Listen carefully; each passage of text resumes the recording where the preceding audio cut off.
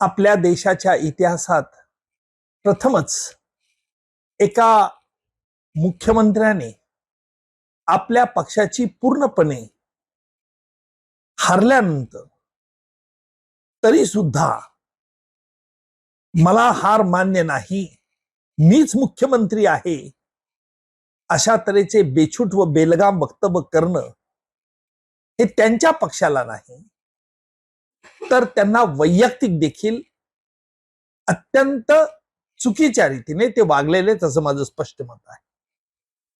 पश्चिम बंगालच्या मुख्यमंत्री ममता दीदी हे सतत पश्चिम बंगालमध्ये 15 वर्ष त्यांचा पक्ष राज्य करत होता. त्यामुळे पक्षाचा पराभव झाल्यानंतर त्याचा फटका एवढा मानसिकतेवरती होऊ शकतो याची मला कल्पनाच नव्हती.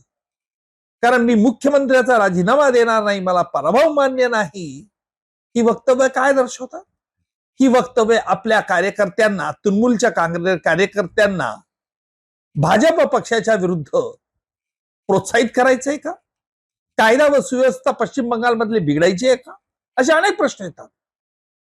कारण ममता दीदी ह्या सुशिक्षित आहेत, त्यांना माहिती आहे निवडणुकीत पराभव झाल्यानंतर त्यांना पराभव मान्य नसेल तर कायदेशीर मार्ग आहे, पण त्याचा उपयोग न करता अशा तऱ्हेचं बेछूट वक्तव्य करून घटनेच्या विरोधी वागत आहात.